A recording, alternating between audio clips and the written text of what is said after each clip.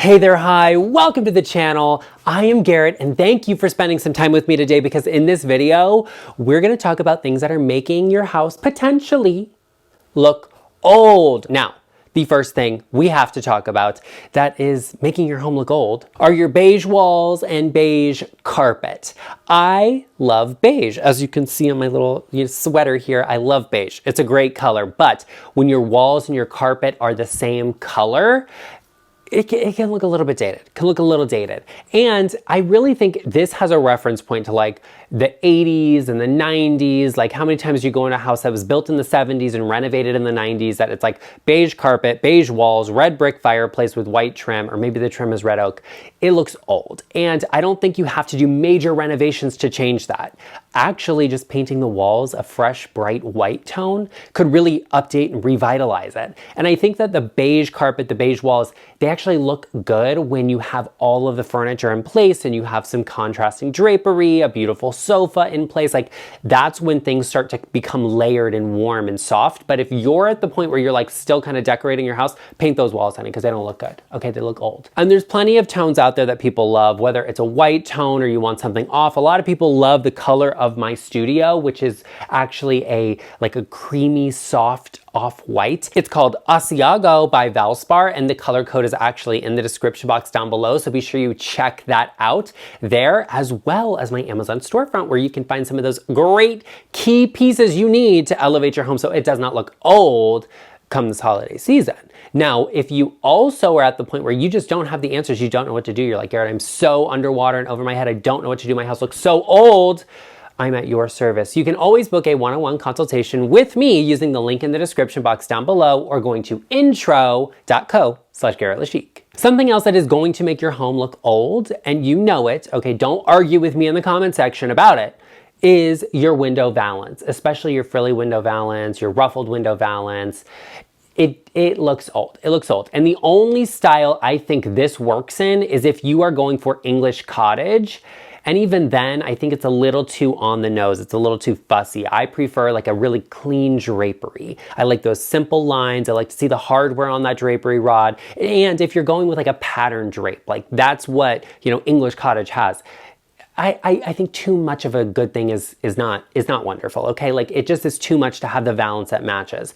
If you have a valance, I personally don't know that I would put it with drapes. I would actually put it with like a blind or a Roman blind, or I may just have like an upholstered valance there that has a really clean, sleek line to it. Valances also block light. I deal with this all of the time where you go into a home or, a client shows me their home and it's like, oh, it's kind of dark in here. And they're like, yeah, I don't know why. I don't know what's going on. And it's like, it's the balance. It's the balance. It's blocking out so much light because light comes into a window. It doesn't just come in straight or go down. It cascades upwards as well. And having a balance is blocking all of that light. So if you want your home to be light, bright, and fresh, lose the balance and just keep it clean, keep it classic and simple. Drapes with a drapery rod. Go for a Roman shade, love that so much. We'll address that in just a moment. But that window valance, honey, it's making your house look old. So many of you are going to say, Garrett, this next thing is so obvious. Like, of course we know that, but some people need to hear it because whenever I mention it, people in the comments are always like, wow, I did that and it changed my life. Lose the wallpaper border. Okay, get rid of it. It dates your home to a specific time period. And that's what I want you to take away from this video. Timeless design is all about not being able to place what time a home was furnished, decorated, designed, built, none of it. I want it to be like, hey, is this house, 50 years old? Is it 10 years old? Did you just move in here? Like, what's going on with this? That's what is going to make timeless design. And your wallpaper borders are telling me your home was decorated in the 80s or early 90s. I don't like wallpaper borders. First of all, give me more. I want more. Give me crown molding, which is what they're meant to, be inspired by. I'm looking up at the corners of my room. Like, I can't even begin to imagine wallpaper borders in this home. Like, I just can't do it. They bring the height of your ceiling down because there's, this big bulky detail there. I don't like a wallpaper border. I think having it clean and simple and just walls to ceiling, so beautiful. And you can add in a crown molding like I said, and that's a really beautiful feature, detail to have at that ceiling level as well. And listen, nothing is wrong with just a fresh coat of paint. Sometimes less is more, and knowing when to pull back is what is going to make your home take a step forward. And that is always what I share with you. And if you made it this far in the video, you know the value of this content, darling. So be sure you take a moment, quit being fake, and hit that subscribe button. Join us, become a part of our GarrettLeChic family. We are on our journey to 100,000 subscribers, and we are also on our journey to save the world from bad, tragic, terrible, and tacky interior design. And that is what we are doing here. So join us, become a part of our GarrettLeChic family. And if you are already a part of it, I want to give a massive thank you to you, because you know I love you so much. Sound off in the comments section down below. What is something that is it just makes every home look old? You're tired of seeing it. You walk in, it's the first thing, and you're like, no. Share with me in the comment section down below, because we all want to know. But no matter what, be sure you give this video a like and share it with someone who maybe they'll just get a kick out of this video. They don't need any of the help, because you both know someone that has this all going on in their home. The next thing we have to talk about that makes your home look old, it dates it to a specific time, they're the drywall niches. Honey, the drywall niches. Yeah, I don't know what was with them. Like, I live in Las Vegas and we see it everywhere. All of these homes, all of the time. I cannot tell you, I love looking at real estate online. My husband and I are always looking for our next project, right? And every home I see that was built in the mid 2000s, early to mid 2000s, has drywall niches absolutely everywhere. Everywhere. It's like, there is no wall that does not have a drywall niche, whether it's an arch or it's like, oh, this just juts out randomly here. I don't love a drywall niche. And if you can get rid of them, they make a big difference. They make a huge impact, because clean lines, simple lines in your home, they're going to make the spaces feel larger, bigger, more open, and more elevated. I recently worked with a client who she has drywall niches. And first thing I said to her was like, you know, if we're doing repair work, okay, I'm not gonna get into all of her life story and details, but I said, you know, you already have the contractors out, you should look into having that done. And we kind of discussed what would happen, because there were vents there was some lighting there, and what changes would have to be made to accommodate them. And it may be a bigger project than she's prepared for, and that's okay, but it would make a big difference, and it could in your home also. Be sure you're talking to contractors about what the possibilities in your space are, because sometimes moving that light fixture or extending that ductwork is really not that expensive or that big of a job, and it's easy to do. Sometimes it is, and you're like, nope, not worth it, but getting rid of those drywall niches can make a big difference. However, a little trick, a hack you can use if you can't eliminate them, which is unfortunate, but the reality sometimes is to add lighting. You do not need to stack up a bunch of ugly decor on top of them. You can add some interesting lighting that will really take those things that just are like these niches, these random boxes on the wall, like up by the ceiling, and make them feel intentional and like they are meant to be there. Plus, closing them in, if it's possible to do that, you don't have to dust on top of them. You don't have to clean all of that. Just take it all the way up to the ceiling, have that clean line. If not, the lighting is a good tip though, and it can be an affordable way to make them look and feel intentional and elevated. Plus, that like really soft cascading light at night is very sumptuous and luxurious, darling. And it is a great feature to have if you can't get rid of those niches. The next thing that is making your home look old is something I have a very strong opinion on, and that thing are your old, disgusting, dirty blinds. Maybe they're not disgusting and dirty, okay? You clean your house, I'll give you that. But old blinds look old and they make your house look old. Metal blinds, yellowed blinds, they just have to go. They just don't look good. They don't look good. And I just don't like them. I don't like them, and nobody else does. And I'm allowed to say that because I can see them from the street. From outside of your house, if I can see them, no, they gotta go. It gotta be changed. It has to be updated and refreshed. I'm not a huge blind person, like, you know, like when am I twisting a little knob here, I'm pulling them up and down. I don't like that. I don't like it. It's too fussy. It's too much for me. Plus they get dirty. I like a shade, something that is fabric, whether it's a Roman shade or even like a solar shade is so much better. You can get a roller shade. Those are really great too because they're easy to clean. It's a piece of fabric. I can like extend it down, vacuum it off, boom, we're good to go. And it's simple and easy, and they don't yellow the same way like a plastic mini blind does. I don't like a metal blind because it's giving office building, right? I don't live in an office building. I mean, this house is like beautiful, it's chic, it's le chic, it's, you know, a home. It's a home. It's not an office building. So I don't want to live in a space that's full of office building equipment, like vertical blinds or metal mini blinds. No, I want something that is elevated, something that is beautiful, that layers into the space. And you can also really enhance your home with those window treatments by choosing a color that references back or ties into something. It could actually, if you, like, let's say you have white walls and, you know, white trim on the windows. Okay, great. But if you get a darker, a moodier blind tone that references back to something else, that's a pop, that's an accent. It's a little moment to tie back a reference point, and I love that. And you can layer multiple window treatments together. So if you have, you know, beautiful drapes, you can add a Roman blind onto your window also to really enhance it and layer in, add another tone. I love window treatments. I could talk about window treatments for hours on end. And what I will also say is that the best window treatments are linked in my Amazon storefront, which you can check out in the description box down below. Be sure, if you are going to access that, however, that you have your VPNs turned off, because it won't let you into the store if you do. Don't ask me why, but be sure you check it out for all of your design and decorating needs. That Amazon storefront, oh, she's a gem. Speaking of a gem, the newest member of our family, Arden. Arden is a sleepy boy. He just likes to lay in my lap and lounge here. And when we're making these videos, he's like, yep, this is the spot for me. You know, like, Arden, you don't have anything you want to say. You don't have any effort you want to put in. Everybody is like, oh, he likes to nap and lounge. No, what happens is he plays with Cornelius all morning long. They wear each other out. They run all over the place back and forth. They're always jumping on each other and everything.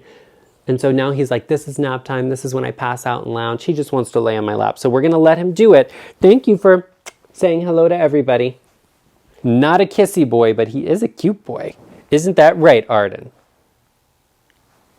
Okay, on to the next thing. Let's talk about the next thing that is making your home look old. And this is one of those things that it references back to a specific period in time. It's your Tuscan light fixtures. Yeah, they're making your house look old. And here's the thing about the Tuscan light fixture. It was not just used in a Tuscan style home. Oh, no. It was used in basically every style of home. Honestly, a lot of it still is used today by home builders. It was like, oh, you need the lighting. Oh, you're not going to upgrade the lighting package. Here, you take this, and it's the Tuscan light fixtures. And there's nothing inherently wrong with them. It's just that they're so overdone. I see them all over the place. Literally, you can't even give them away. Okay, I've tried. People just don't want them because we've all seen it. We all have it in our homes. It's time to change them out and do something different, no matter what style your home is. I've seen Tuscan light fixtures in colonial style homes, in modern homes, yes, also in Tuscan style homes. And I think changing them out is a great way to infuse personality into your home, but also to update it and give it that timeless essence it needs. I love an outdoor inspired light fixture, whether it's a lantern style fixture or a nautical style fixture. I love all of them, and that's what I'm looking for. Give me a little accent in the hardware. Give me something that references back to your style of furniture, right? Because I don't think your home necessarily has to dictate what style of furniture you bring into it. Like, my home is a colonial. I like classic pieces of furniture, but I also infuse modern pieces into it to have that timeless feel, and I think that makes sense. You can play with that too. This home had no light fixtures, and it also had like nautical light fixtures that are kind of lantern-like. I like the lantern fixtures, but I needed more. I need lots of lighting, honey, okay? I look good in all of the lighting, so I want as much of it as possible. But I had to do something else. So I added crystal chandeliers because that added personality into my home. It makes my home, my vintage home, have that little bit of a vintage charm to it. And then the modern furniture refreshes it. It adds something interesting to the space. So you walk into this house and you're like, oh, is this a 100-year-old colonial home? Was it built in the 60s like it was? Or maybe did you completely redo this place? Like, what's going on here?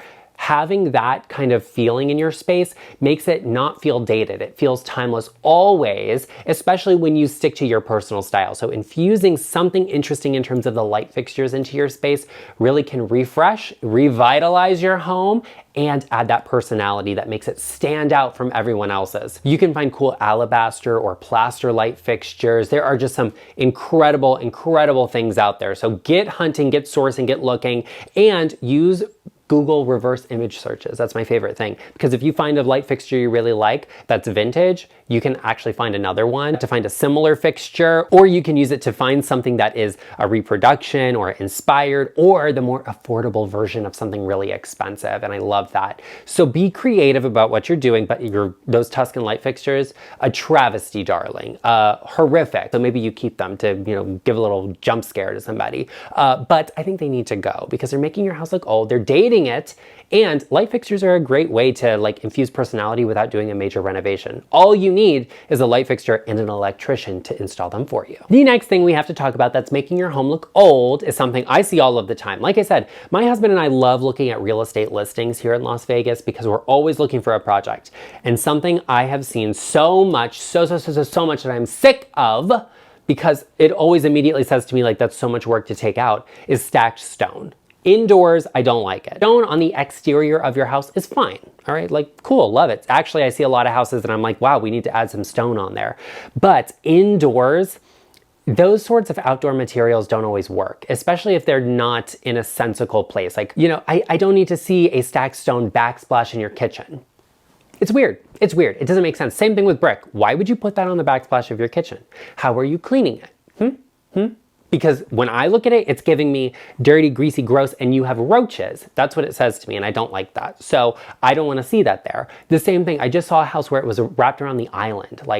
How does that make sense? Why would there be stone there? There's no logic to it, right? If you're gonna cover a wall with it, I could be like, oh, this was an exterior wall that they converted into the house or whatever, blah, blah, blah. I could come up with a fantasy to make it make sense, even though it doesn't really. But I don't like the stacked stone because it is very indicative of a specific time period, early 2000s. Now, if you have something real in your home, let's say you live in an industrial loft and you have brick walls, that's real.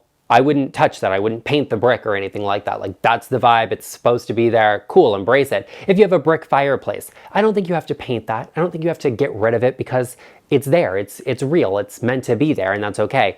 But having weirdly, oddly placed stone details in your home, it's not necessary. So what can you do about it? Number one, paint it.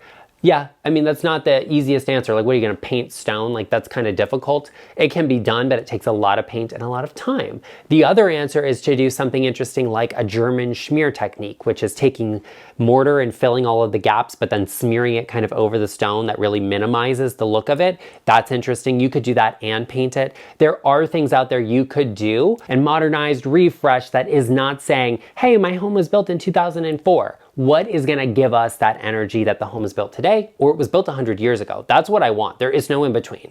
Give me timeless, give me classic, give me fresh, give me up to date and current, but give me something that is also true to your style because that will always be timeless and not a cliche. Listen, you live in a real house and maybe it looks a little bit old. That's okay. Let's talk about real homes, real people, and real interior design for them. Be sure you check out this video right here if you haven't already. And if you have, do me a favor and watch it again. Okay, thanks. Love that for you. Be sure you click on this gorgeous little photo of me right here to subscribe if you haven't already. And I will see you in this video right over here.